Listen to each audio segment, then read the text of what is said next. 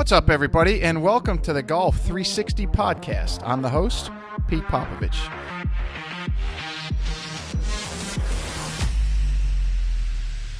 So you may be asking yourself, what is Golf 360?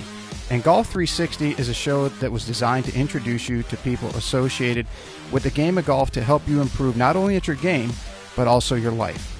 Almost all of our guests are from within the industry in some way, shape, or form, but some of the guests we have are from outside the industry, and it mainly revolves around the business world with a few others scattered in here and there.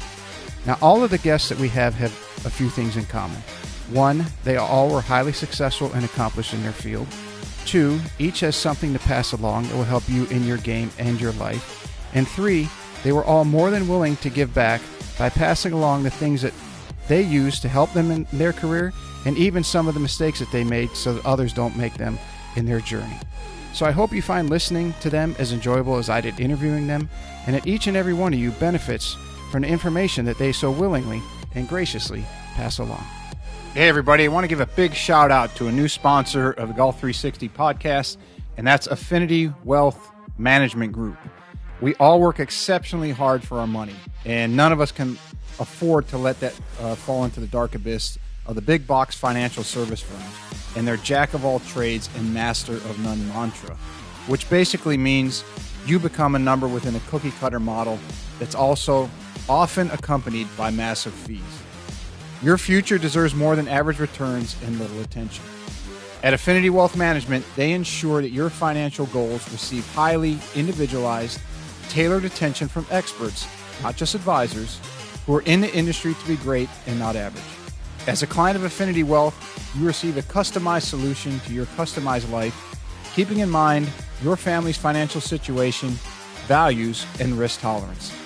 Call Affinity Wealth today for a no-cost consultation with one of their experts at 724-754-8200.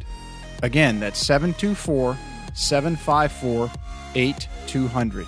Or you can also check them out on the web at www.affinitywealthmg.com.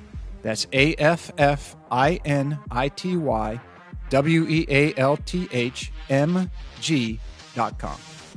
This podcast is brought to you in part by Just Thrive Probiotic. You may be surprised to learn that your digestive system is the key to creating and maintaining the quality of your physical, mental, and emotional health, and it's one of the body's most essential systems. That's why the majority of nutritionists today highly recommend probiotics as an indispensable nutritional supplement. As a discriminating consumer, you've probably been searching for a probiotic that is proven, potent, and effective, and you found it. Just Thrive is your best choice for maintaining a healthy lifestyle. Just Thrive Probiotic captures the power of hundreds of thousands of years of nature's design with a specialized bacillus strain formulation that guarantees survivability through the stomach and upper digestive system. Supports optimum gut health, digestive health, immune health, and delivers antioxidants. Great for adults, kids, and the whole family. Use promo code GOLF360 at www.thriveprobiotic.com for 10% off your order. Ladies and gentlemen, boys and girls, golfers of all ages, welcome to another episode of the Golf 360 podcast. I don't know a person who plays golf that doesn't have a deep passion and love for it. And today's guest is no different. In fact, he took that passion and love and created and built one of the largest online resources for golfers and the largest direct-to-consumer digital platform in the world. It revolved around instruction, club fitting, fitness, the mental side, anything that you could possibly imagine had to deal with golf. And for those of you who are big into golf, you're very passionate about it, you've been in it for a long time, you'll remember his original platform, which was called Revolution Golf, where he was the CEO and founder. And that has evolved into the Golf Channel's Golf Pass, and he is now the senior VP at the Golf Channel. So if you haven't figured it out already, my guest today is Justin Tupper. This is just a wonderful, wonderful story. He's told it probably more times than he cares to now, and he is in very high demand, and I'm very grateful and thankful that he made the time to come on my show so that all you listeners could hear what a great story this is. We always see the top the iceberg, or the people once they're successful. But not all of us always get to hear the story of how they got there, the challenges that they overcame, what guided them, what formed that path that they were on. And in today's show, Justin goes over all those things. So I think you're really going to love it. I hope you do as much as I did sitting down and talking to him. And as always, Pete, please give a big Golf 360 welcome to today's guest, Mr. Justin Tupper. So I'm very excited to do this. You're from the Low Country. I've been here almost 30 years. I was really, you had given a talk a couple years back at the Hilton Head PGA meeting, and really shed more light on, at least to me, and I think to a lot of the local pros, how you started everything, and now evidently all the way up to Golf Pass with the Golf Channel. Right. And I just thought it was a fascinating story, not just because you're from the Low Country and we have a lot of mutual friends and they said you need to get Justin on, but just your entrepreneurship, your vision, creativity, the whole thing. So can you, let's just start there, go back to the beginning, because I think you said you started in your bedroom, didn't you? Yeah, so I'll give you the story.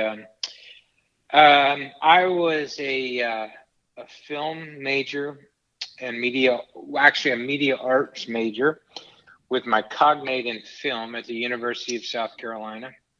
And, I was just a bad student always, very dyslexic guy, never liked school, but, had this creative side to me, and sort of media and film production was kind of a way to get through college and be able to find that. And when I graduated, I, found myself kind of looking for a job. And at the time, there was a film in Beaufort, in Savannah, being filmed by DreamWorks. It was called Forces of Nature. And I was lucky enough to be hired on as an assistant sort of location manager, and quickly realized that film love was not for major motion pictures or the Hollywood machine, but I still loved the idea of creating. At the time, after that, I worked on that film for about a year. And after that, got into real estate like many people did in the early 2000s when things were bustling and growing. And in 2003 and 4 and 5 and 6, I started, basically building very basic WordPress blog websites for my listings, and started in 2006 to shoot some video to put onto those websites for the listings, and started to see some success from that perspective in real estate business due to that early onset of use of technology. And then something interesting happened where Google bought YouTube, and when they did that, they bought it in 2006. What it did is they wanted for more and more people to use video for websites. And so if you did a video of a listing in a town and you put the right keywords in, you often went to the top of the search engine for people searching for real estate in Beaufort, South Carolina. Mm-hmm. And so that's where I started sort of going that route. And I'm no economist, I can't predict the future, but I did realize sort of pre-bubble, I remember I went to this specific closing, and a couple, with a combined income of around $140,000 was buying a house for $650,000 that now trades for about $250,000. Mm. They were doing it with no money down, and they were actually getting a check back at closing because the appraisal was even more than the purchase price, and they weren't putting anything down. And I just asked them at the end of the closing, I said, what are you going to do with the check there? And they said, we're going to go to Best Buy and buy TVs for it. Jesus. And I thought to myself, it was literally that instance. I rode over to my dad's law firm on Bay Street in Beaufort and went up to his office and sat down with him. And I said just that. I said, Dad, I don't know what's happening. It sounds like that they made a movie, the Big Short. It sort of sounds like that. But I Hmm. was like, I don't know what's going on. But I got to tell you, this doesn't make sense. Like, trees don't grow to the sky. People are getting money for nothing. They're buying too much house. Prices are going crazy. This is la la land. And I just don't see how this is a sustainable business. And my dad said, you know what? You know what, Justin? There are times in your life when you have an opportunity to really put your passion and your work together. And there's a cliche, albeit often overused, but very true. If you do something that you love, you never work a day in your life. And I really took that to heart. And the real estate business was beginning to slow down a hair. It had been an absolute fire for anybody and everybody who was in that space. I'm sure that they saw it in Hilton Head, they saw it in Beaufort. It Right. was I at that remember that time I time. said, yeah. And it was at that time I said, you know what? What if I could use video, use YouTube, build a platform to get golf instruction to the masses, right? To the people out there. All I would do is watch Golf Channel back in the day. And I was always incredibly enamored or sort of, you know, I was sort of entranced by the infomercial space on there, and there were companies like Olimar Yeah, and Ron those early Cerruto used to do companies. stuff with them. I remember those. Exactly. They were massive. And I was just always like, and I knew the golfer psyche. I tell everybody I'm an irrational person when it comes to golf, like many of the listeners probably are. Like all the way back to college. Like I can remember having 400 and $50 in my checking account, and my brakes on my car were squeaking like hell. But the new Ping driver came out, and there was only one decision to make. There was only one place where I was spending my entire net worth, and it wasn't on the brakes. Like I make those incredibly right. So I understood like golfer, and I understood the desire to sort of want to get better. And for the first time in the kind of the history of the world, there was an opportunity for you to be able to watch this stuff streaming on a computer at the time. This was pre iPhone, pre tablet, pre iPad, all of that, which continued the evolution or the revolution, as I like to say. And so I started and even before I streamed it, I printed DVDs. People still use those back then. And I actually started with Don Trahan, who was a pro from Hilton Head or at Hilton Head at the time, and sold DVDs of his for a number of years until we just sort of didn't have a congruent um, agreement on how the business should grow, on how the direction it should go in that I really wanted to build a platform where you could get the best instructors from all over the world who are basically unattainable for the sort of everyday golfer and bring them right into you. And that's when I sort of founded Revolution Golf.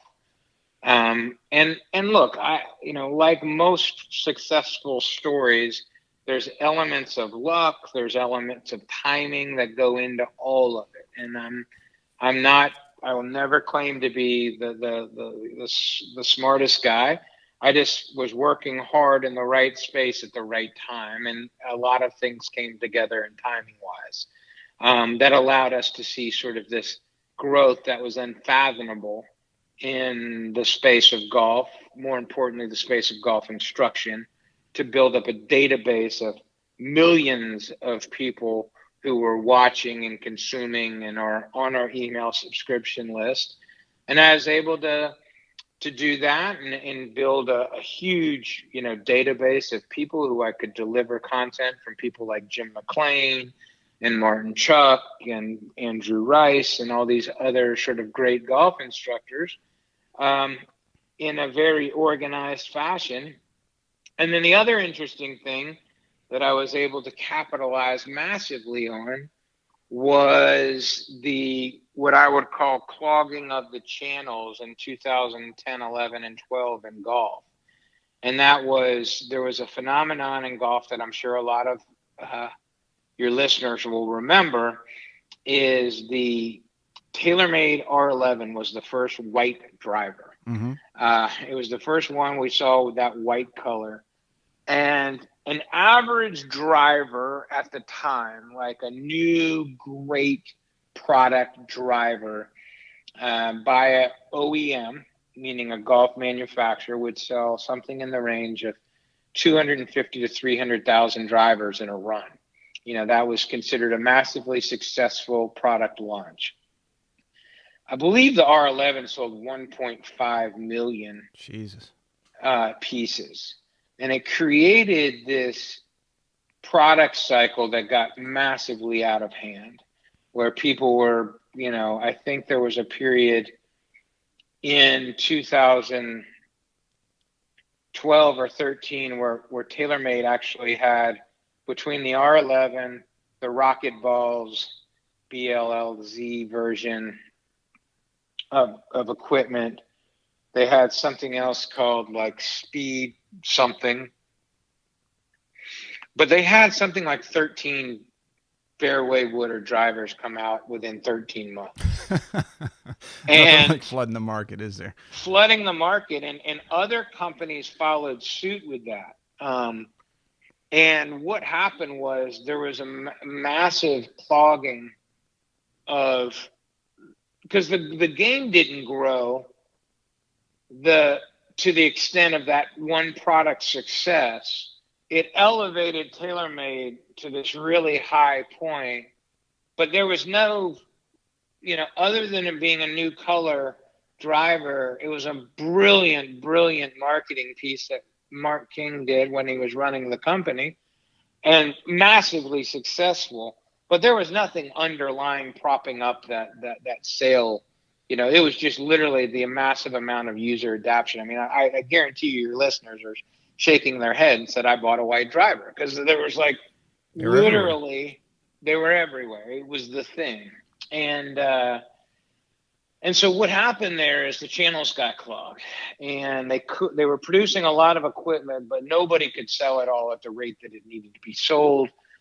And all of these companies were following suit in doing these sort of product cycles, and the products got clogged. And so I was sitting here with this business called Revolution Golf that had a massive database of very loyal, faithful subscribers that I delivered instructional content to every single day, 5 days a week at no cost, and then asked them to buy some stuff from time to time. I had this huge database. So I remember, and I won't name the OEM, but I booked a flight to California, went to, you know, Carlsbad area, went into an OEM, literally went into their warehouse. It looked like the final scene from Raiders of the Lost Ark when they're putting the thing up. It was just like rows and rows and rows of products stacking up, and there were trucks backing up, bringing in more product that the retailers and the pro shops couldn't use. And I remember saying to the guy, hey, listen, I don't have the money to write you a check for all this, but I tell you what, if you let me take this inventory on a consignment agreement, in 30 days, I guarantee you I can move most of this at this price, and I won't do a single ad on the internet.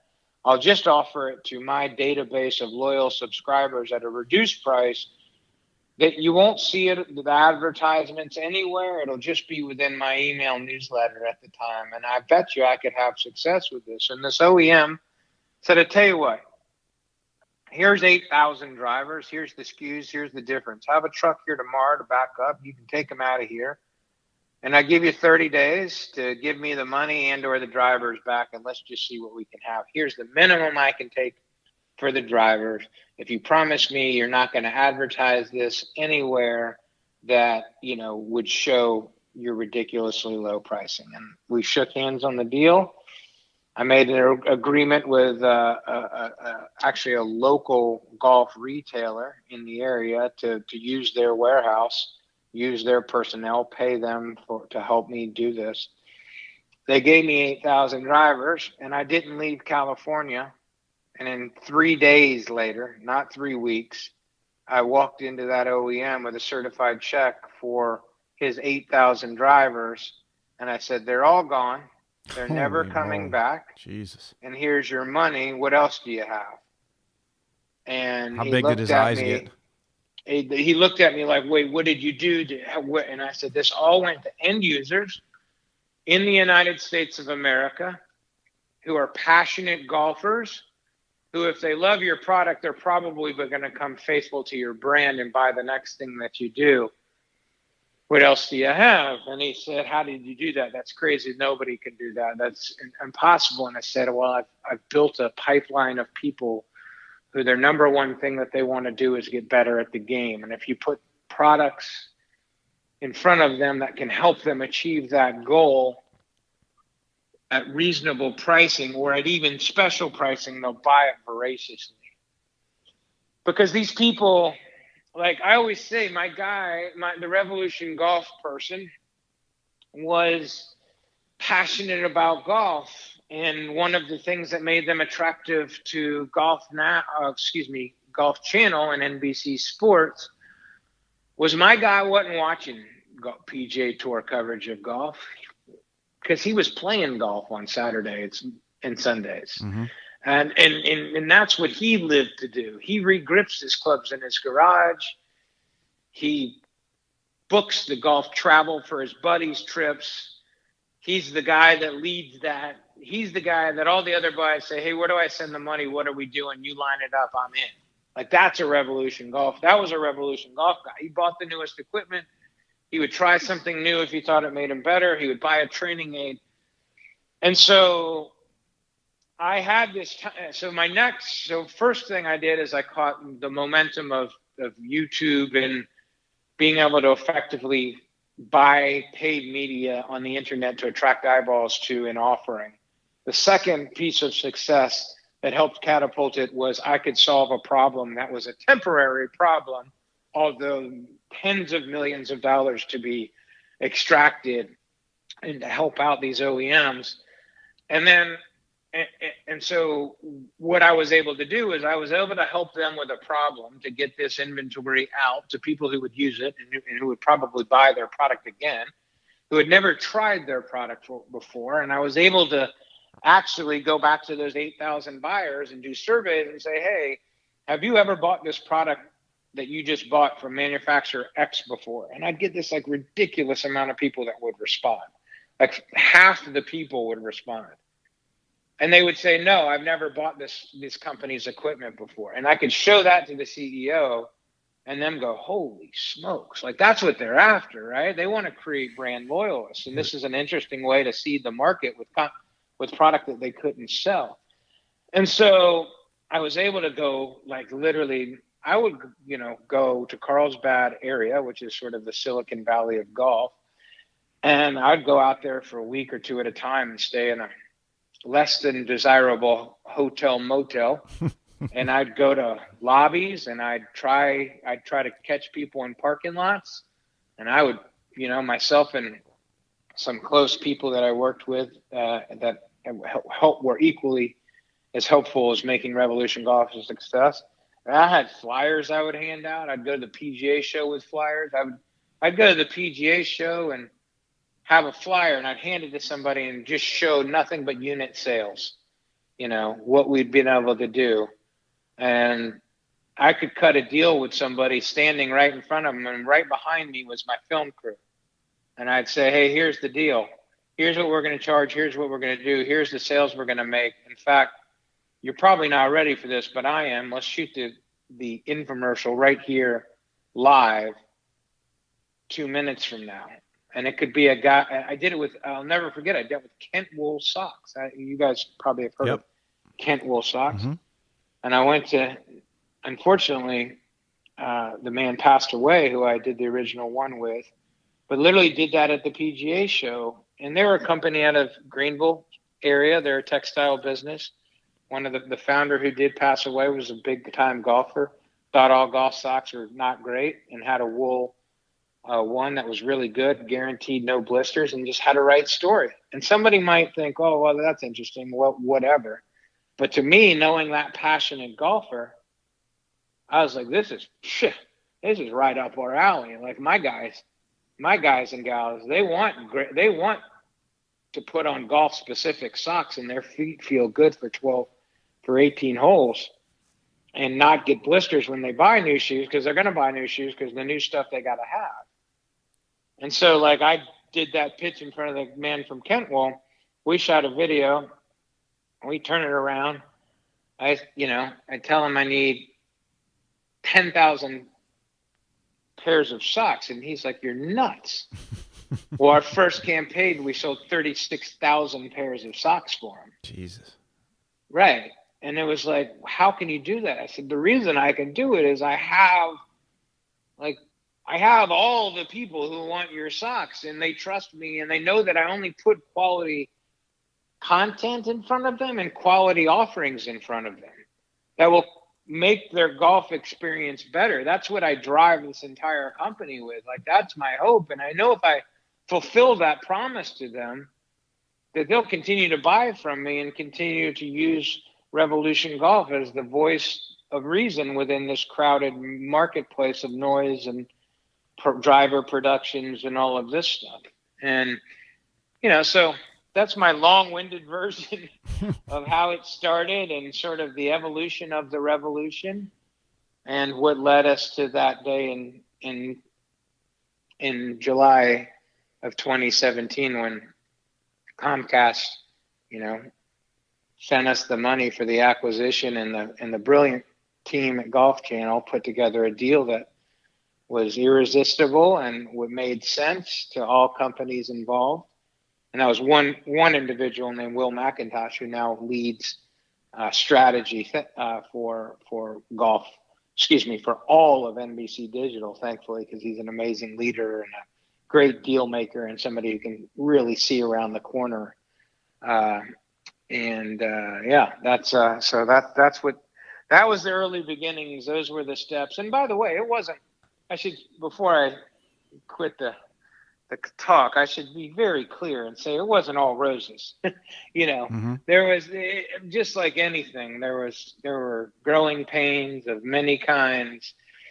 There were many walks in the cold, dark of New York City with me going, how am I going to make payroll next week?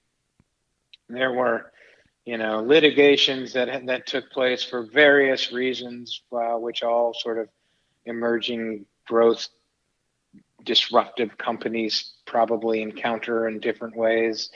There were sleepless nights. There were massive highs.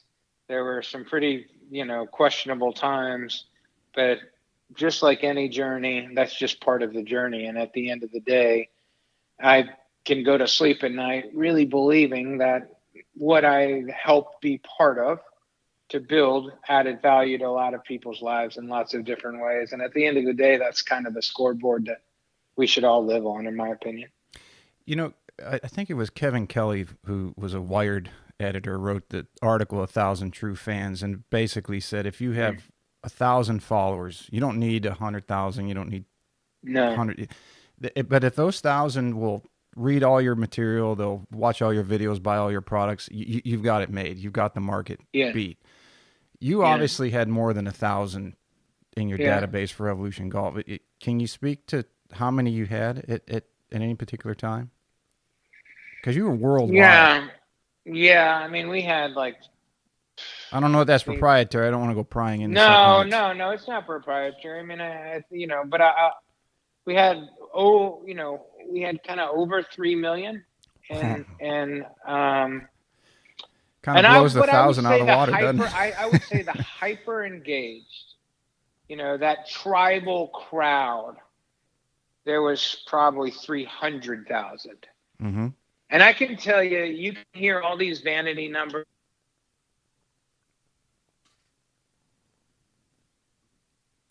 Justin, I lost you. There you go. Okay. Uh-oh. Lost you for Can a you hear me? second. Yep, you're all So, good. okay, sorry about that. What I was saying is, like, I can tell you, we were a global company. In fact, our largest city was London, England, believe it or not, in database members. And it still is today, I believe, with Golf Pass, but I might be speaking incorrectly there, so don't hold me to that one. But what I was going to say, the U.S. market, which I sort of focused on, even though pound for pound, the best golfer customer, in my opinion, is a Canadian.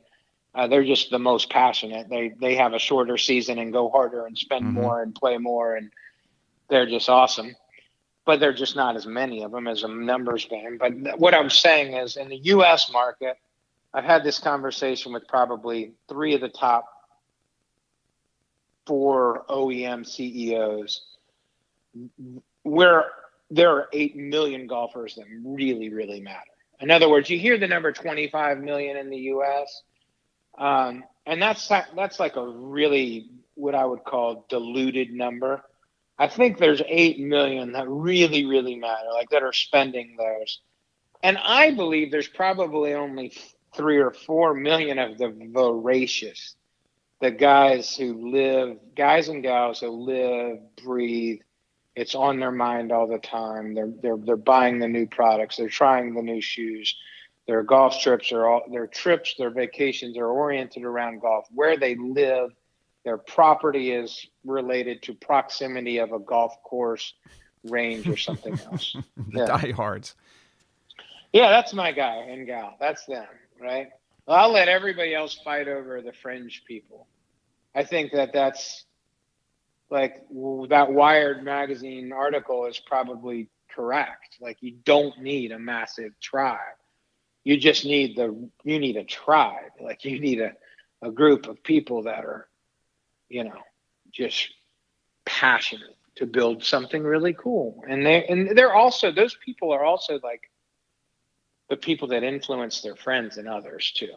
So when you were building it, because I remember when you and Don got started, and you guys were on the front page of Yahoo and all the main ones, and that obviously takes a lot of work and know-how. At that point, were you doing most of that on your own, or had you hired other people to help you? No, it was myself and one.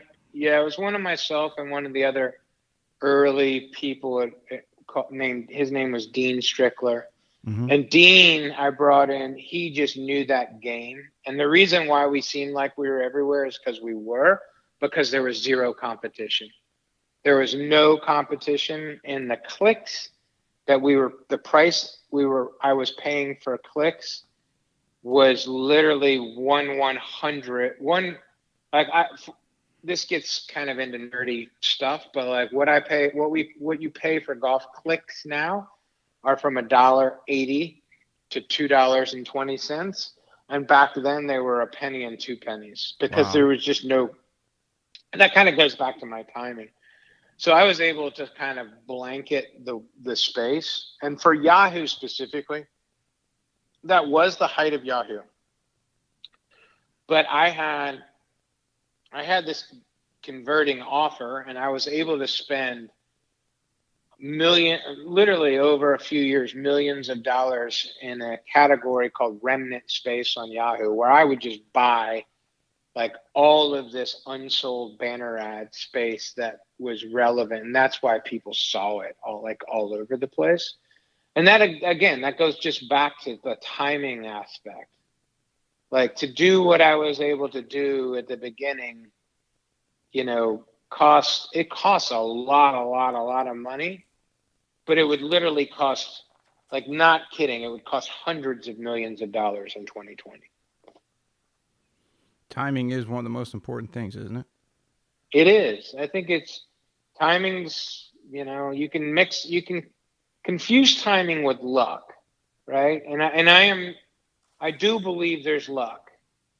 I do believe there's a lot of sweat a lot of sweat and hard work and being thoughtful and not being distracted that becomes part of success. But timing is a massive part of it. I mean, I just believe if you talk to anybody in any industry of any kind and they don't bring up timing, they're just not being thoughtful about it because there's a timing factor in everything.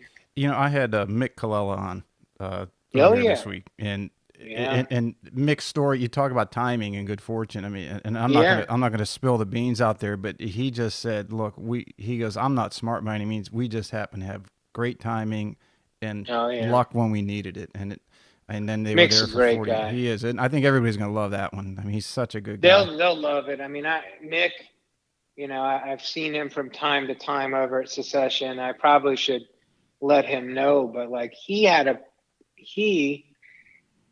big part of like my DNA in golf, whether he knew it or not, because my mom, we'd make that massive journey from Gifford to Hilton Head Just off a to, long trek, especially back then before the cross island. especially back then with no connector and things. And my mom would like be shopping or something, and she'd just drop me off at Mick's store, right? And I would just sit in there as a kid and putt, look at the clubs for hours and hours and hours on end.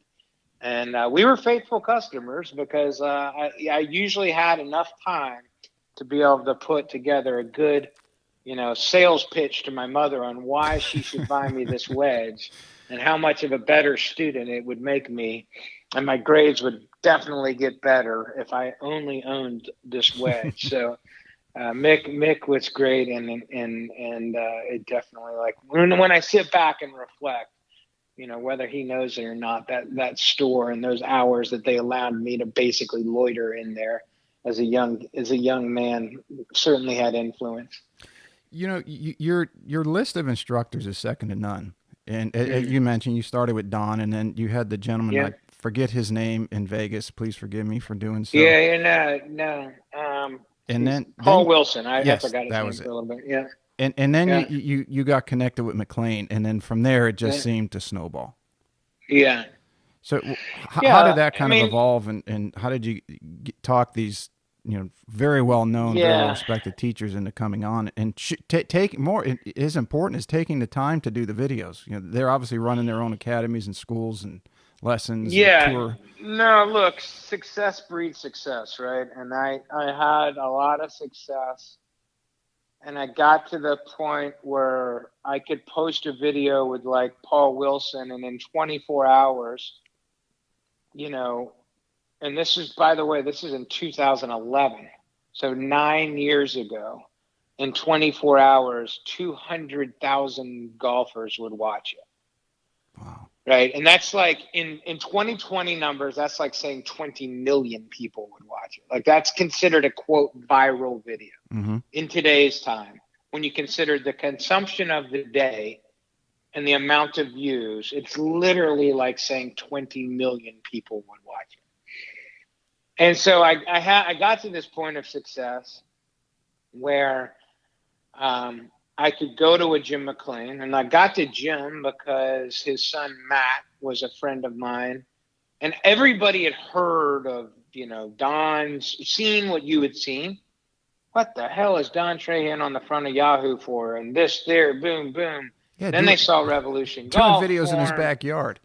right? And then they saw Revolution Golf, and they saw this other guy, Paul Wilson, and they saw it everywhere. And by the way, I was creating some pretty serious revenue early on. I mean, there were tens of millions of dollars of stuff being sold. So there was a story there. So all I really needed to do is get in front of somebody as smart as Jim McLean and say, hey, Jim, if you'll take a couple of days out of your busy schedule, I'll come down, I'll bring the film crew, I'll cover all the costs, and I'll get you hundreds of thousands of views. Oh, and by the way, we'll sell tens of thousands of versions of your DVDs that will do a profit split on, and I can get you more exposure than you've ever had in your life. Would you get? And here's why I can say that, and I could show him the data on a laptop, and he would say, "Wait, so you're just asking for a few days of mine filming here, creating content, so you can help my business grow exponentially, get more eyeballs on it than never seen? What am I missing? You're not missing anything." Like that's my pitch. That's what I'm on to. That's what's happening here. And so I'd get Jim, and honestly, like what I said happened because there was data to back it up. I knew my audience, I knew what I could do, what I could deliver, the sales I could make. Like I knew what would exist there, so I was never going in. In fact, I always did my damnedest to under promise and over deliver, right? I'd say, oh, I bet we can get 80,000 views. 80,000 views? Are you crazy? I mean, this is at the time when I knew through Nielsen that Morning Drive had 20,000 at the time. It would have 20,000 viewers on any given day, right? Mm-hmm. And that's a viewer that may pop in while they're having coffee, watch it for a second, leave it playing while they go shave and shower, and maybe even leave it playing when they leave to go out the door to work. That's what they called a viewer. What I was calling a viewer was someone who pushed start, watched the entire 6-minute video to completion, and only then was that considered a viewer. So they were immersed in that person's content for 6 minutes, right?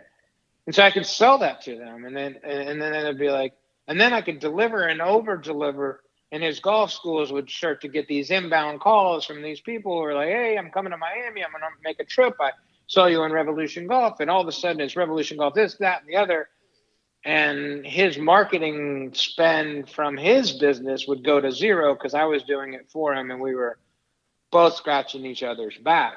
And once I had that story, then I could go to any instructor on the planet. I mean, literally go to anybody. And then it was about me saying, who do I want to work with? Who's probably going to give me the most accessibility? Who might be different? Who might be up and coming? Who might have a message that just needs to be heard, and they're incredible. And that's how you come up with the Sean Foleys, the Andrew Rices of the world. And I even brought on Martin Hall prior to being acquired by Golf Channel, and it probably helped the acquisition along because I was able to grab one of their talents, get lots of views, and create lots of revenue for Martin and Revolution Golf, and Golf Channel said, "Holy smokes!" But then I was able to kind of go out there and pick and choose, and go to Dave Pells and go to these people who were fairly difficult to get to for the average golfer, and I could deliver them, these views and change, the way they did business. I mean, honestly, like Jim is an amazing success story.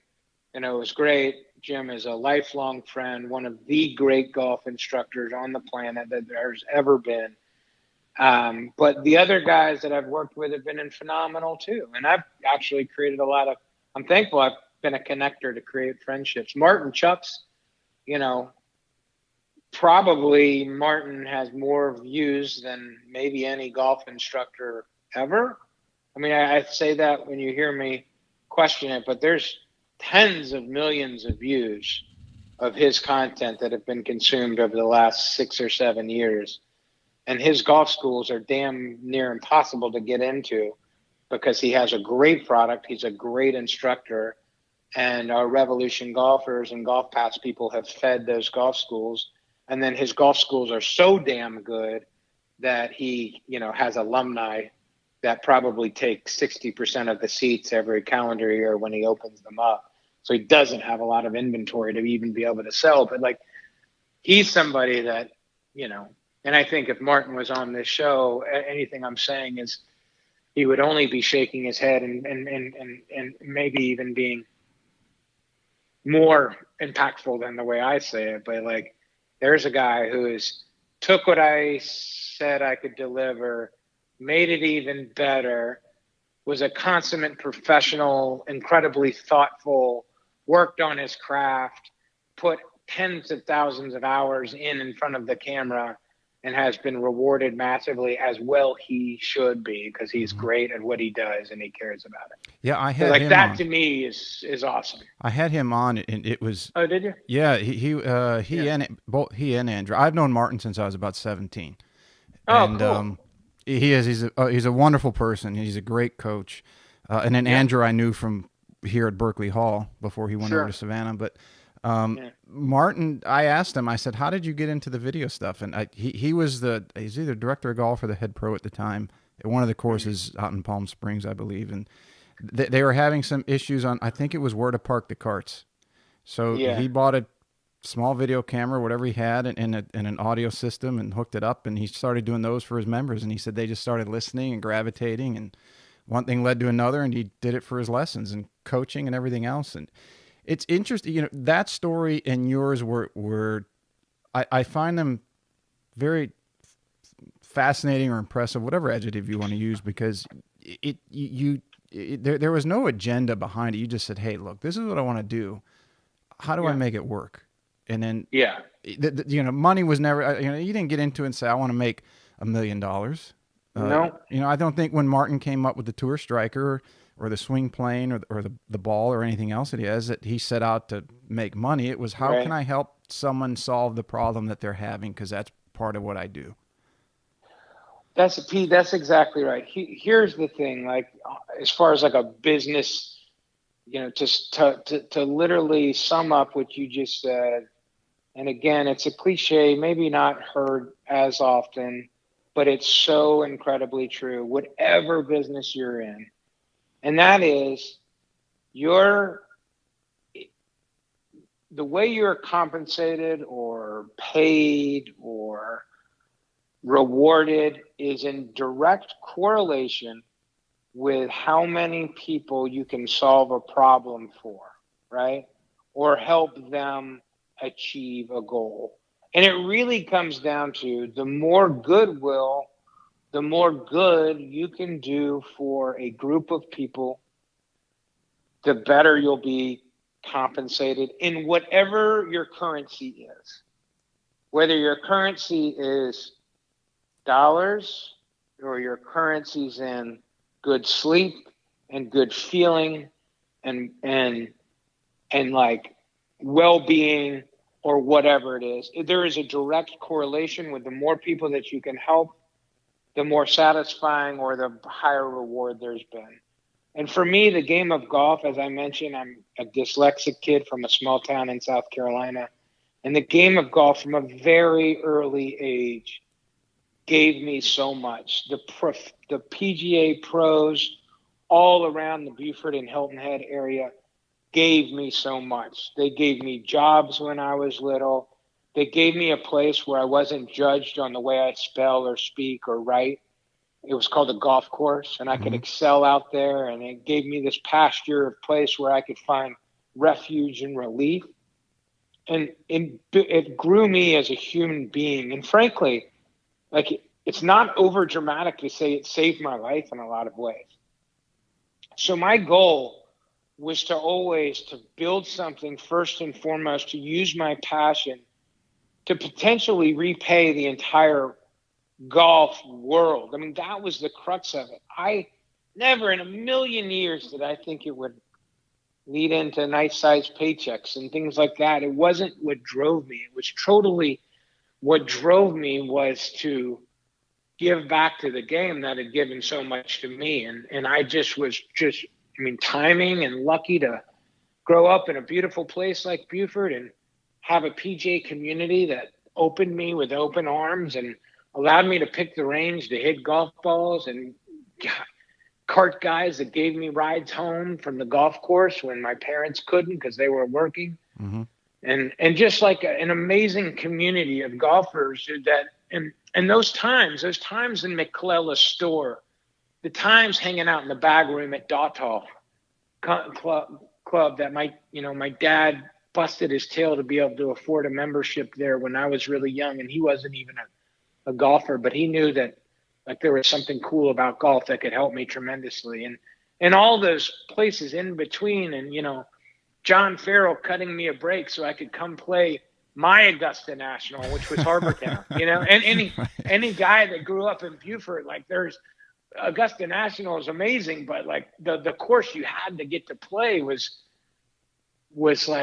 Harbor Town. And like those times that I would walk in there and John, it would be late on a summer day and hot as hell, and he'd just say, go get him, kid. And those like, I don't believe you get that in other places in the country. Maybe you do. I hope to God you do.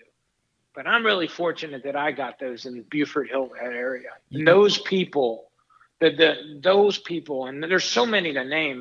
Mike Harmon obviously was, is like a second father to me. I'm so thankful for that. And even back to Bill Hall, who was the pro at Dogtaw, and Ryan Grooms, who was there. I mean, all these guys from the section forever. I could literally, Mike Ingram from Brays Island, and mm-hmm. all the way back. I could sit here and name section people that were impactful in my life for like hours and hours and hours.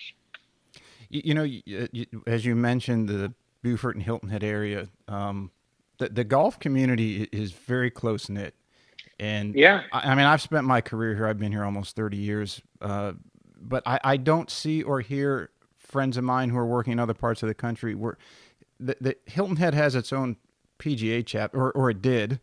And I yeah, think they got incorporated in the section said, you guys do such a good job. We're going to have you kind of take a bigger area. But, you could call almost any course. And so if it's in the afternoon in the summer when the tourist play is way down, yeah, come on out, have a foursome, go have fun. yeah, And it's like a big fraternity. yeah, And even if you're not a professional or assistant or an apprentice, you're someone like you who just loves golf, hey, yeah, come on, kid. Come on out. We'd love to yeah. have you. Just grow the family, so to speak. And I have not seen that. And I wish other areas, whether they're metro areas or Palm Springs area, and I could be wrong, they might have something similar, Yeah, that they would adopt something like that because it yeah, grows the game. And speaking of growth again, I mean, look what you've done. You arguably have grown it as much as anybody. yeah, yeah. Well, it wasn't me alone. It was a lot of smart people that I worked with that were part of Revolution Golf. I was just fortunate to be able to bring in a bunch of really smart people. Um, and it was just, like you say, just a desire by all of us to do something really cool and with the game. And as we started to create momentum, that momentum grew and grew and grew. And I think we kept our heads in the right place, and we wanted to help more and more people. I mean, and we really kept that the DNA of Revolution Golf was to really help people get a little bit better. I mean, and nothing is more satisfying to me. And it happened a lot. It still happens a lot when I go to a place and I see somebody who is a Golf Pass member, or Revolution, or certainly was a Revolution member that turned into a Golf Pass member, whatever that might be. And they say, you know what? I was on, vacation in Myrtle Beach, and you had a video on how to get out of a, wet bunker, and by Martin Chuck, and we were on a guy's trip, and it had rained for 2 days, and I holed a bunker shot on the last hole from a wet bunker because I'd watched that video, and like it made my cool. trip career. I mean, I've had like crazy stuff like that happen, right? And it's just it's so cool that you had some sliver of amount of participation and enhancing somebody's, ultimately life in a cool way. With so much content now online that's free and the massive growth of social media, how does Golf Pass, which is now was Revolution Golf, how does that model evolve, or continue? How do you stay ahead of that curve? Yeah, that's a great question, and that's always been a question. Even when I was growing Revolution Golf, is how do you stay ahead of that curve? And one of the ways is obviously attracting top talent, right? Top guys who are full-time teachers, who that's what they do day in and day out. They put their shoes on, they go stand on the range, they teach real people, tour people, top-level people, beginners. That's what they live and breathe. And the way you do that is you create organized content of their entire body of work, not just snippets, right, of stuff. So I think that's what's really interesting. Like if you go to Golf Pass, we have a program by Andrew Rice where he goes over the full swing, the short game, like every aspect of the game, and sort of master class version of organized sort of go through and a repository there. And here's what happens. And this is, one of the findings of Revolution Golf that really was eye opening to me. I'm very biased to our golf instructors. I think our Revolution Golf instructors are the best of the best. But one thing you'll notice, and when you get them all in the same room, which I've had the pleasure to do many times, they all basically teach the same thing. Like all golf instructors, there are principles and things that they teach. Now, where the biggest difference is they all have a different delivery mechanism or a different way that resonates with a specific golfer. And I often say it's kind of like, in high school or college, I know right now I can say to you, you had a favorite teacher. You had some teacher that made that class, whatever that class was, better because he was a great teacher. And he was a great teacher to you because of his communication style. And I think that's the same with golf instruction. I think there are a zillion great golf instructors. And there are guys right now in the Orlando area, miles from my house, who are probably absolutely worthy of being on the golf path stage. They're great. And they would communicate great for a certain amount of people. But to me, it's about finding these great instructors and then having them all with a little bit different style of communication. So if you look at what I'm saying, so by context, what I'm saying is, we had Martin Chuck, very drill oriented, and probably the greatest training aid inventor, teacher in golf. Like, again, I don't mean to sound over the top or like ridiculous, but the guy has just, between the smart ball and the tour striker and all his other things, has probably sold more and helped more people with products that they can buy than anybody else. Like, so there's that teacher. And for a certain amount of people, like, that's their jam. That's their guy. They get it. They need to be able to have that. There's Sean Foley. And like, Sean Foley is not for everybody. But man, the people that like him love him. He has an incredibly different way of communicating, but his way is obviously spectacular. And he is a gifted golf instructor that will go down in golf instructor history. Like, it's just one of these people that's just brilliant. Like, Sean could be doing lots of other things. His level of intelligence is so incredibly high. Mm-hmm. But he speaks differently than Martin. I'm not saying that Martin and him, there's no spelling bee that needs to be done. I'm not trying to equate their intelligence. Their delivery is very different. Same with, Martin Hall and Andrew Rice, both incredibly brilliant people that know their craft unbelievably well. But fair to say, their delivery of their instruction is different. And it resonates with different people in different ways. I'm not by any way saying that one's better than the other. The way they teach, the way they communicate a message is different. And so that's why we were able to do that. I mean, it was pretty incredible. Like, we had a very nice mix of viewership. In other words, people, they liked everybody, but you could see they would sort of stream, different people would be a Sean Foley guy, then different people would be a Martin Chuck guy, and they could get better at the same rate. It was just the communication pattern.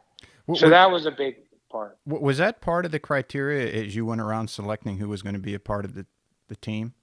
Or did it just kind of happen? I would love to say I was so smart. I was so smart to observe it after it started to happen. And then I gave it, more and more sort of thought as I went forward. And there is a bit of a method to my madness when it comes to selecting instructors. Mm-hmm. Yeah, maybe you had something. You're most definitely have the creative gene in that and the visionary gene that you see things well in advance of many others. And maybe you have the talent in that and didn't realize it until it was right in front of you, and not then you took it and ran with it, which is part of the formula. Certainly. What Certainly.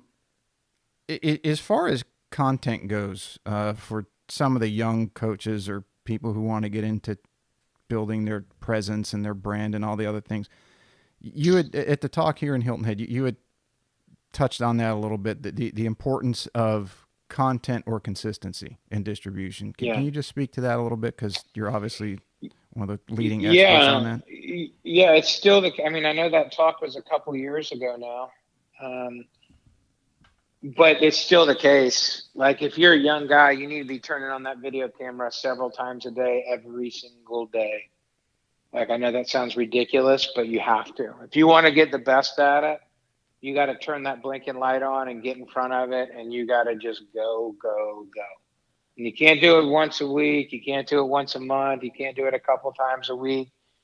There's too much noise in the marketplace, and you've got to become too good at it. Like, I can tell you this, and every one of our instructors will tell you that the instructor that they were, or the communicator that they were before they started shooting a lot of video, and where they are now has gotten exponentially better because of just getting, as Tiger says, getting the reps in, just getting in front of that camera and doing it. And then you just need to get that content out everywhere you can possibly get it out, and try to grow your own tribe the best that you possibly can. And that will only lead to boil down to more lessons, more time on the tee. Ultimately, honestly, being able to increase your pricing, because as demand increases, supply lessens, and the way you obviously forge that delta is by creating and making it more expensive. So you're ultimately, if you can provide for your family more, is the outcome that could potentially happen to you. But you got to do, and I mean, you have to be. I mean, these guys who are doing just amazing in the golf industry, guess what they're still doing? They're still getting in front of that camera every single day, turning it on every single day, using it as a tool that's as important as anything else that they have in their bag of tricks, and getting it out there and getting it to people and providing value, and knowing that the investment they make in front of that camera and by putting this out will pay off in the long run, so long as they are getting better at their craft and working on their craft, which they will be doing in return because they are turning that camera on. It's amazing. I've seen it from people who aren't on Revolution Golf, who aren't on Golf Pass, who frankly probably not going to do business with, but that's okay. But I've watched them so many times. I keep my eye on so many different golf instructors all over the place. And I often send them little notes and same little messages saying, like, "Pro, you are getting so good. Keep it up, man." And I'm not trying to court them to do anything with our platform. I'm happy to say we have far more demand for people who want to be on it than need. I mean, we just do. But it's proof is in the pudding. It's like, I still keep my eye on, like, my Instagram feed has probably 500 or 600 different golf instructors, of which I do business. We work with 10 of them. So, 99% of the people I don't do work with, but I observe.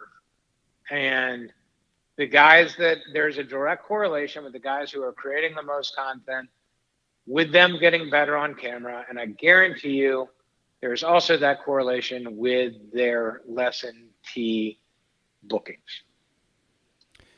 And one of the things that I learned in getting on camera, and you're always your own worst critic. It's never good enough. The worst. Right? I to this day, I can't stand my voice. When I listen to this, I'm going to cringe. And I've been in front of a video or doing podcasts or things like this for consistently every damn day almost for 15 years, and I will cringe. Me as well. Yeah. And here I am in the podcasting business. Yeah. But one thing it does is once you get over that initial shock of actually seeing yourself, you start to improve your technique on delivery, and as you said, how you relate the information that all golf instructors utilize to the individual you're trying, or the group, if you have a school that you're trying to help, is only going to improve, and then you're prices are going to go up and you're going to grow and everything else that comes along with it. So at the most fundamental level, everyone, regardless, even if they're in a different industry, is get in front of your phone, get a little stand for it if you're financially unable to do more, and just start. Yeah. It just takes one step. I mean, look, there's no flipping barrier to entry in video anymore. I mean, I'm sitting here watching this. I'm a tech geek, and I'm watching this iPhone 12 launch the other day, and I'm looking at the advancements in cameras and, you know, the camera system that they have and what they're shooting and how it's shooting and low light and the frames per rate. And I'm just like, this is the craziest time we live in. It's insane. Like, yeah, the phone's expensive, but that camera 10 years ago would have cost you $80,000. Like, I'm serious. Like, now and by the way, you don't need the iPhone 12. You can have the 2 generations ago, and it's still far better than any camera that we ever used to use. Right. Like, so there's no barrier for entry. There's none. Like, you could do it all from your phone, and you're exactly right. Whether you're real estate, whether you own a construction company, I can relay it to absolutely any industry of any kind, from a sub sandwich store to somebody who builds, to Gulfstream, who's building $80 million jets. I can tell, like, it's that relative to everybody. And the crazy thing is, here we are with everybody can do it, and it just seems like there's a very small percentage that are, which is mind-boggling to me. I mean, in golf it is, right? Everybody's got a YouTube channel. You can watch anybody on the internet now, but the other industries, I don't get why they're not jumping all over it. But here's the thing, but not only the YouTube channel, like, it's so much deeper than that. Like, I'm going to use our friend Martin Chuck as another example. If you're a young guy, you got to and you're in the golfing business, you're absolutely, either you just don't want to get better or you don't want to make more money. If you don't write Martin Chuck an email and tell him you will come pick the range for him for 1 week, and you go stay in a Motel 6 in Phoenix, and you go watch him do his business for a week. Literally say, hey, I'll do anything. I'll hold the cameras. I'll run, go get the water. Let me get the coffee. I won't say a flipping word. I'll wash the dude's car who's getting the lesson while he's getting, as part of the lesson. Like, give me any reason to get in front of you and watch how this guy does his craft and how he uses cameras, video, to where Martin's student learns more. They take away a video. He uses a Coach Now video platform where he's recording every second of that lesson. Because what's been the age-old thing? Oh, I go to the lesson, I hit it great, I leave, I can't hit it good. Well, what if you have a video of that lesson, of every second of the real lesson that you can watch whenever you want, whenever you want? Like, all these little pieces of technology that Martin uses are phenomenal. And, like, if you, like, and Martin's killing it. He's crushing it. Yeah, I mean, like, he is doing so great because of that. And so, like, if some young golf apprentice came to me, I would be like, here's what you need to do, dude. You need to go paint houses. You need to go build fences. In your spare time you don't have, to save up enough money to go watch Martin Chuck and provide value to Martin Chuck somehow. I don't know how. Like I said, do anything you can possibly do. Stay out of his way, but ask him, and he'll let you. Or Andrew Rice, or one of these guys, and see what they're doing and how they're using video and camera to make the golf instruction experience better. Because, yeah, there's the YouTube side of it, right? And that's all important, and getting your message out there is important. But then providing the most incredible golf experience in a lesson to these guys is important too. And there's technology that's in your pocket that can be a game changer for that as well.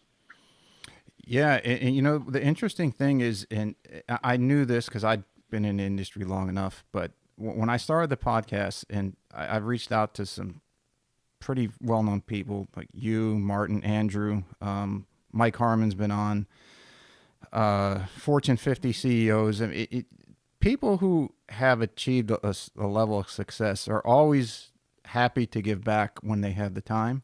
And everybody has been more than gracious to come on here.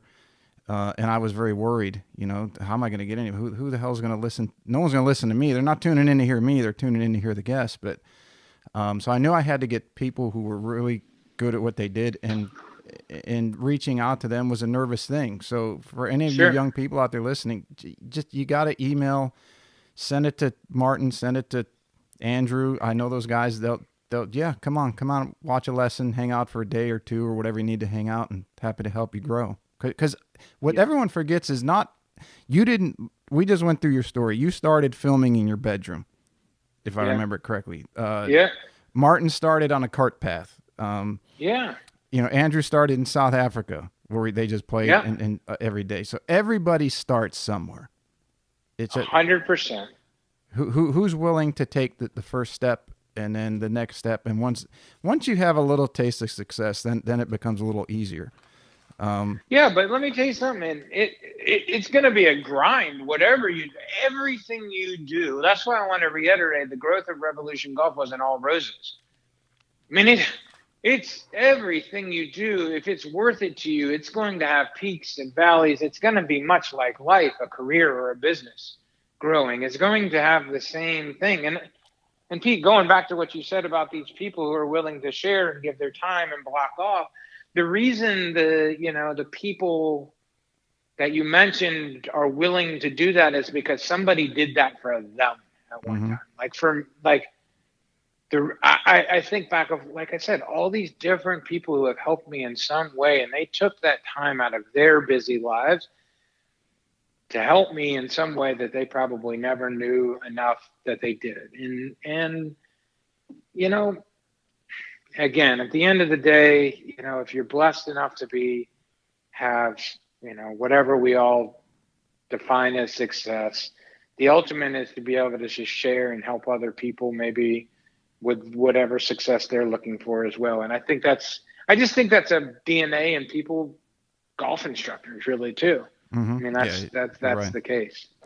Who were some of the mentors that helped get you going, kept you going, and very, very supportive? Obviously, your mom and dad that you spoke of. Yeah, I mean, look, my mom and dad were certainly the foundation of that, and could spend an entire podcast talking about their support and their unwavering, understanding for me and all that they did for me, and the values that they instilled in me that were the foundation of me being able to go out there and have faith in myself to take the risk that on paper looked ridiculous, but to motivate me to do that and be the examples that they were. So they're first and foremost, the most influential from that perspective, and equal. Both my mother and my father completely equal in on that scoreboard. Just beyond fortunate to have parents like them. Realize that literally, I am just very blessed to be able to have folks like they are. That not everybody does, and that has given me the support that I've needed at that time. So they're definitely there. I'm very high on that list, if not the highest on that list. Also, there have been very influential people in my sort of golf evolution. No one, I think, no single individual higher than Mike Harmon. I met Mike Harmon. I was about, this is dating me. I'm 46 now. I was probably 17 or 18. My grandmother had given me, my father, some money for me to be able to buy a Secession Golf Club membership when they were at their all-time complete and total low. In fact, Yeah, The they day, shut the doors, I think, for a little while. yeah, no, the day my dad made the trade for the equity of the purchase of the membership, there was a note called on the club, and there was a chain and a no trespassing put across that. And that was hell, man. That was almost, I'm trying to think. I was 17. I mean, that was damn near 30 years ago. I mean, it was not long after they opened. And the first day I met Mike Harmon, he was cutting the 11th fairway on a mower. The course was closed. Yeah. And the place was closed. He was getting no paycheck. And he was out there keeping the dandelions from sprouting in the 11th fairway. And, from there, it's been, like I've said, I mean, nothing short of, a second father sort of relationship, and helped me grow as, like, by the way, not only business, but as a human being. There's been no finer example other than like my dad and my mom to be in front of a man who tirelessly, watched a vision go through massive ups and downs, who has had struggles in other parts of his life, but you would never know it to the outside. And he has been such an inspiration, a motivation, somebody I never wanted to let down, and wanted to make him proud of me, because like he's such a good friend. Mm-hmm.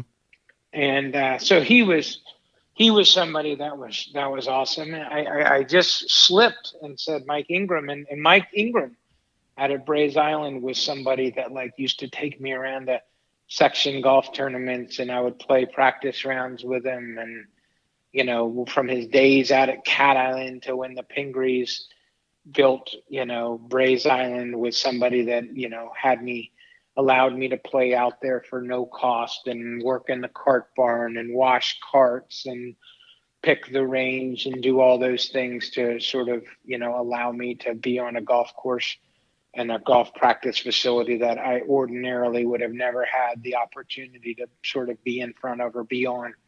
And Mike Ingram was that person who sort of instilled that in me, and somebody that Ingram was somebody at an early age who, he was such a fine player.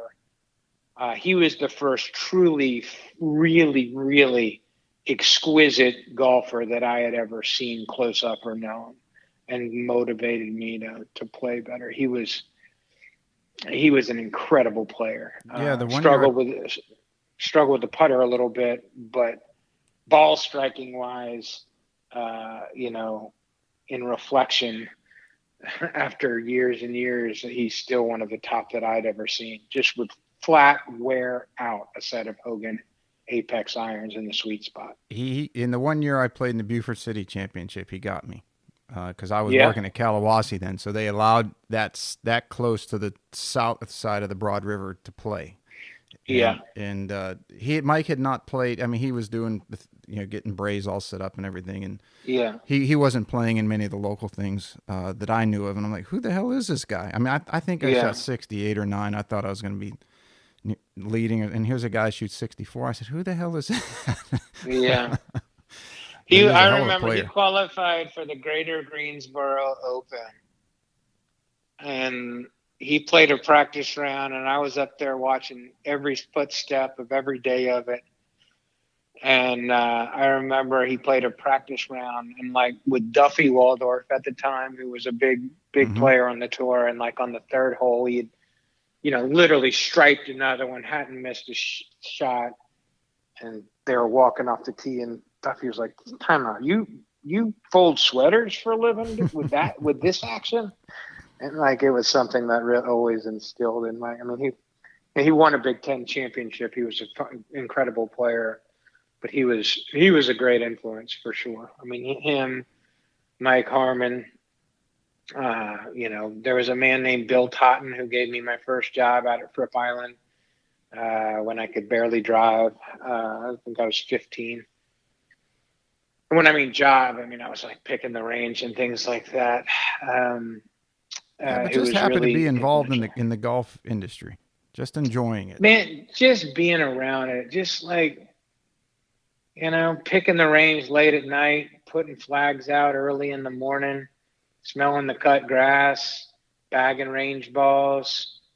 I mean, just all those like deep fibrous pieces of the DNA that creates all of us that love this game so much. I mean, they're the reason, like, to this day, I reflect on my life and, I live at Lake Nona Country Club and I'm so fortunate and my neighbors are some of the best players in the world. And I still just love, waking up early and going and seeing Brandon Ritchie, our superintendent, and talking to him about dirt and verticutting and overseeding and all of those things that like he's a passionate, incredible agronomist superintendent, and like that's still like I love that.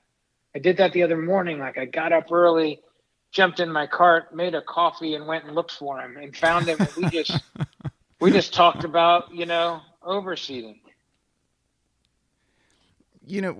When one question a lot of people ask that I thought was kind of interesting when they heard you were going to be coming on was they wanted me to ask you if you got with all the equipment that you ran through the sites that you have and the businesses, was it like being a kid in a candy store and that you got to test a lot of it? Yeah, I mean, there certainly were. Well, that was certainly. I mean, I've always been a bit of a gearhead, and that was always fun being able to see that kind of stuff. I mean, look as recently as this past year, um, I got the opportunity. I've forged a really nice relationship due to business with Golf Pass with Rory McIlroy and his team of management that is phenomenal. And like even this past year, we played a round here in Orlando one early morning in last December, and he had like the new TaylorMade product that obviously nobody like. This is way before even like spy pictures are out of the sim Mm-hmm. driver. Like nobody had seen this thing, and to me that's still like it was funny. I remember him like handing it to me, and I could feel this like childish like adrenaline as I pulled the head cover off to see what the newest, latest, greatest thing was. And there's no question from that. There was a lot of self-satisfying sort of things that I was able to. I mean, I've hit balls at the Kingdom. I've done it. I've done everything. It's just been there's nothing left on my bucket list. Hardly, I don't think. I mean, this game has boarded me so much. I've played with some of the greatest players that'll ever play the game. I've had the honor and privilege of meeting every single great player that I've ever wanted to, from Mr. Palmer to Mr. Nicklaus to Mr. Player to Tiger Woods to Rory McIlroy to anybody in between. I've seen the insides of every single golf OEM operator building clubs, how they build it, where even the places where you're not supposed to go, I've been allowed to go, meaning seeing their R&D and understanding how many years in advance and where they are with it. I've had the opportunity to play every great golf course that I've ever wanted to play. I literally do not have one single one list left on a list of any kind. I've been to the Open Championship, numerous times. I've been to every single major Masters. I've got to see it from all sorts of angles and views, from inside the ropes to walking practice rounds with, elite players to I've caddied for Nick Faldo at the Heritage in Hilton Head in 2016. I've caddied for him in Branson, Missouri. I've caddied 3 different times on the Corn Ferry, buy.com, web.com. I've been so fortunate, so fortunate to be able to do that. And you know what the coolest thing is there's another cliche is I've been able to meet my heroes and none of them have disappointed me. People are like, don't ever meet your heroes, they'll disappoint you. That's not true with our great game. Mm-hmm. That's not true with our great game. I've had that opportunity to spend time to have conversation with all of them, literally. And some of them have passed away. And none of them have let me down, because we all share this like really common love for golf. Like, I get the question often, what's Rory McIlroy like? Rory loves golf. He loves to play golf. He's a great human being. He's grounded and he's really appreciative, and he's had magnificent parents. But the root of all of like that kind of stuff, and like the stuff that we do with it, he loves the game. He loves waking up early. He loves digging a big old divot ditch. He loves, he loves the heat of the battle. He loves competing. But at the crux of it, he loves the game of golf. And it's like, that's what we have. That we have that passion the same way those people have that passion. So if you boil it all down, you have this incredible connection there. So maybe like if your hero was some actor or something that you didn't have a mutual love for or something, they might let you down, right? Mm-hmm. But I like, in our beautiful game, it's such a soulful, incredibly cool game that you have to have that passion, no matter if you're the weekend warrior or you're the best player in the world and major champion. You've got that in your DNA. So that's what's been really cool about it. Yeah, and you're probably seeing golfers at their truest, their most vulnerable, when they're out there and they're on TV and they're in their arena and they're giving it everything they have. There's nothing phony about it. You don't compete at that level, faking it. You don't compete at that level. There's not another sport with more access to them, Mm-hmm. with mics everywhere. I mean, you think about the sport, like, yeah, they have some mic'd up football players, but you don't hear what they're saying in the tackle and the scrum and when the things are going really bad. You don't hear the huddle. You don't hear the sideline stuff like you do with the caddy and the player and the heat of the battle coming down the back nine of it. Like, it's just there in the proximity you as a viewer or person or fan have to these people is unprecedented.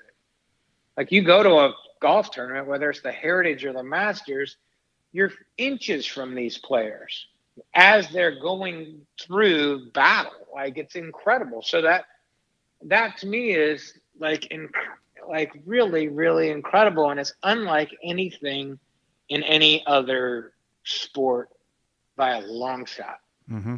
I mean, like, you think about it, I'll use Tiger Woods as an example.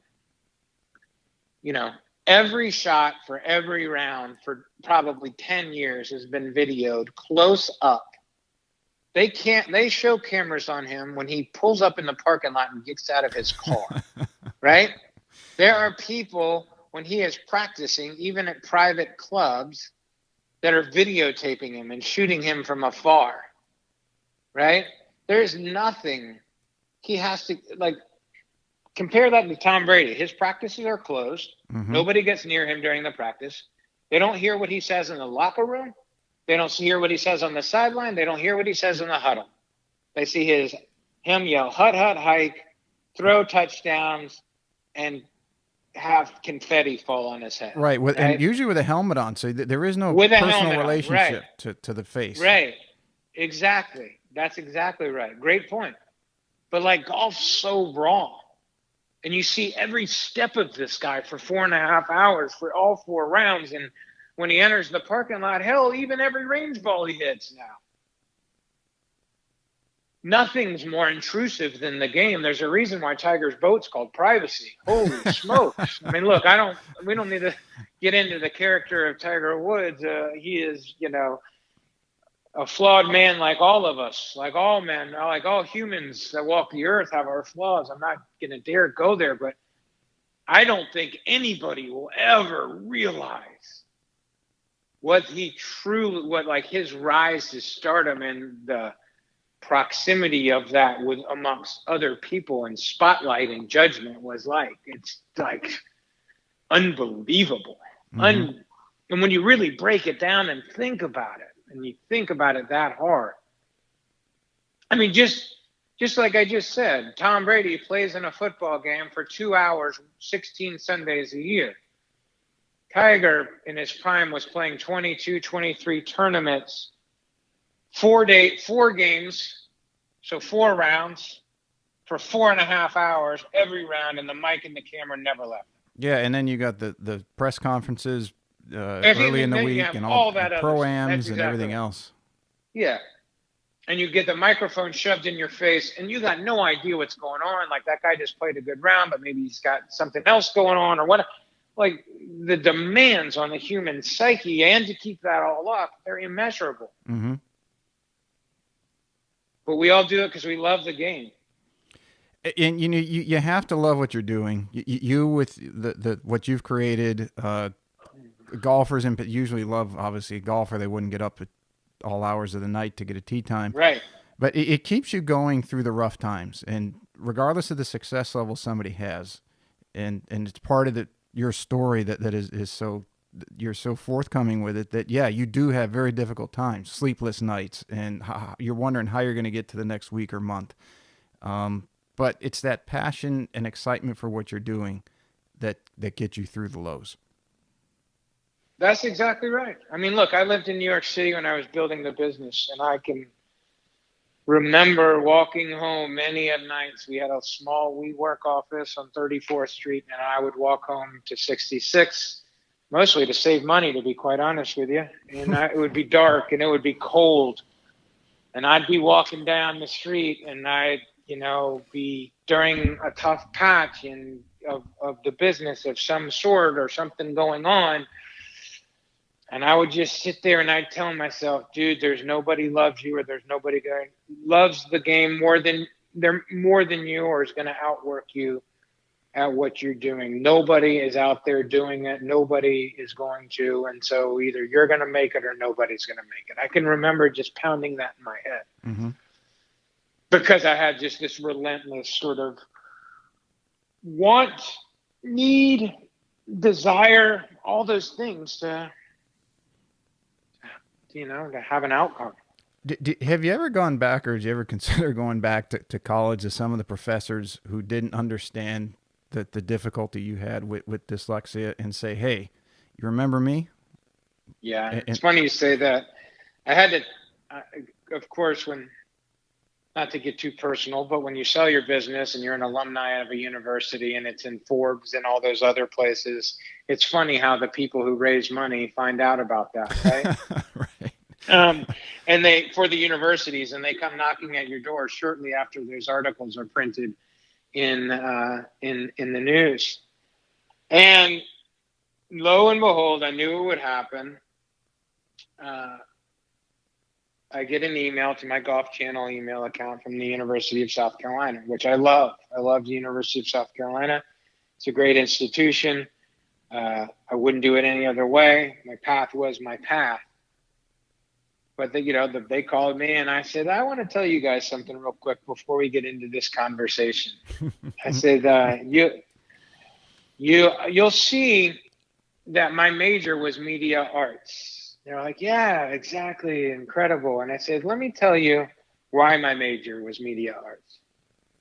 Because my dad and I transferred from USCB in Beaufort because my grades were terrible.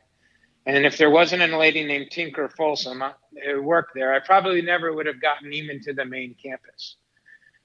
But my father and I went to the University of South Carolina in a July month. And I walked in, back in the day, underneath the Coliseum. If you walked in this one door, to the left was the media arts, and to the right was sports journalism. I walked to the right. My dad was with me. And I went and I talked to the person that was ahead of sports marketing. That's what it was literally called. And I said, I'd love to do this. And he looked at my grades and he looked at it and said, you got no shot at this. Like, we only let this many people into sports marketing and sports management, and you're not a good fit. You're not a good enough student to do this. And I walked out of there, and I could feel my dad, how upset, depressed for me he was. And we looked across the hallway, and there was something called media arts. And I walked into there, and they said, we'd love to have you learn how to create film and stuff. When you come in August, why don't you sign up for this? And I remember my dad and I, as I said, I transferred. We went to group therapy, which is a bar down in 5 Points. I was 21 at the time. It took me, that long to get to the main university. I was able to drink beer, and we sat at the bar there, and he said, had a cold beer, and he said, well, hell, make the best of what you can in media arts. Sorry that didn't work out for you with the sports marketing thing. And so I just find it really, I told them that, and I said, you guys kind of missed your boat on that one. That I don't remember that gentleman's name, and I'm not a person who holds grudges. In fact, that's something my father has instilled with me for a long, long time. And I don't have a grudge, and I'm sure you guys will get a nice donation out of me at some point, but I just want to make sure you understand that you guys helped me in my education process, but not probably the way you thought you did. That's a pretty cool story. Yeah, it was funny. Funny. What's next for you guys? What's the future hold for you and Golf Pass? With the move from Orlando to Connecticut? And no, we're not. So Golf Now and Golf Pass will continue to be in Orlando. All of the news and the production side of stuff is moving up to Stamford, Connecticut, which honestly, and I don't speak to this without incredible amount of compassion in my heart and my mind for the people whose jobs were moved on and who could not go up there for that job. And I truly mean that. But it is something that needed to be done some time ago. And it is moving up there. It's the most incredible state-of-the-art facility that you've ever seen. And they will go up there and they will create probably even better news and better communication than they could have from down here in Orlando, because Hockey Night in America, NFL, the Olympics primarily, NASCAR, NHL is all shot out of this incredibly massive, second to none technology-wise facility, and golf should be in there as well. And so it will be moved up there. Like I said, it's been a difficult time for everybody within our organization, with the people moving and picking up their families and losing jobs and so on. And so I don't say that without a massive amount of humility and respect for those people. And we're going to be here. We're going to be here in Orlando with Golf Pass and Golf Now. And we are going to continue to build the business that we're building. And it is on fire. Golf is on fire. Golf round, this crazy 2021 it has been amazing for golf. Mm-hmm. The amount of people that are rediscovering the game, that are going outside and dusting their clubs off again because it's a place where you can social distance, get some good old vitamin D. And oh, by the way, you're unfortunately you're not working, or you're working from home, so you can kind of do what you want with your schedule a little bit. Let's all be honest. You have some more flexibility. So for that, one of the massive things that has been incredible is the amount of rounds that are played. So our Golf Now business, our tee times business is through the roof. Golf Pass is growing because it's a catalyst of all those things growing. So look, this has been a tumultuous year, as you all know, as everyone knows, and there's been horrific loss to people's businesses and industries, and quite frankly, entire industries. But golf has been one that we thankfully has actually seen a resurgence of people playing the game out on the dirt, taking divots, getting that feeling of a good drive again, staying healthy, and it's been wonderful. And so, like, we couldn't be more bullish on the future with what we do in our great game, and they're so excited that people are starting it again or starting it for the first time. So it's really a great time to be in the business that we're in. And don't say that without being completely acknowledging that there is a lot of hurt going on in the world, and for others, and for probably people listening to this. And for that, I'm sorry, just being another human, I'm sorry for that. But our business, because of all those things, we're fortunate enough to be in a nice place. Well, I couldn't think of a more perfect person to be in charge of that than you, because there's no doubt that you're going to continue to evolve that, grow it, find out the newest, latest, and just continue to make it better for everybody. And I'm thank you. Anxious and excited to see how that continues. I've kind of gone over the allotted time, but I usually end with a few rapid fire. Do you have a few minutes, or you got to get I've got about 4 minutes. We have gone over a little bit, and as you can tell from us scheduling this, my calendar is a little nuts, so I do need to get on to something. But hit me with those. I'll let you. We'll skip that, and I'll save it for the next time. We'll connect again, and we'll do it at that time. Not a problem. This has been great to be on. Thank you for getting us together, and congratulations on doing a podcast. And man, I'm honored to be amongst some of the guests that you've already had, and that I'm sure you'll be getting in the future. So thanks a ton. Thanks you so much, Justin. You have a wonderful day. You got it, pal. Have an awesome day. Bye-bye. Bye-bye. All right, everybody. Thank you so much for listening to today's show. If you enjoyed it, you can find more information on today's episode and other topics at golf360.blog. There you'll find the show notes and links related to this episode, as well as any other episode that we've done so far to date. If you're interested in improving your game and would like to learn more from yours truly by taking a private lesson, a half-day or multi-day school, club or putter fitting, you can reach me through the blog site or by email, pete@golf360.blog. So some of you may be asking, what is the golf paradigm? All you have to do is click on the homepage while on my blog site to discover how you can start playing better than you ever thought possible. Or you can simply sign up again on the blog page for my instructional videos, where I give regular tips on all areas of the game, to include the swing, club design and fitting, health, fitness and nutrition, the mental aspects, and equally as important, the integration of all those things together. I'm also on social media, and you can find me at The Golf Paradigm. That's PARADIGM. And I'm on Facebook, Instagram, and Twitter. And don't forget to subscribe to my YouTube channel, also under the same name, The Golf Paradigm. Facebook is usually the best way to reach me for questions and or comments, and I look forward to hearing what all of you have to say. This podcast is brought to you in part by Old South Golf Links. A short ride across a bridge from Hilton Head Island is one of the area's finest golf courses and a hidden treasure. Set up on towering pines and ancient oaks with sweeping marsh vistas, truly makes Old South Golf Links a one-of-a-kind golfing experience. The Clyde Johnson design was named one of the top 10 new public courses when it opened, and it also takes full advantage of the natural beauty of the Low Country. Old South is a fun and unique challenge for golfers of every skill level, and a favorite of both locals and visitors. Whether it's your first time here or you're a regular, you'll be treated and feel like family.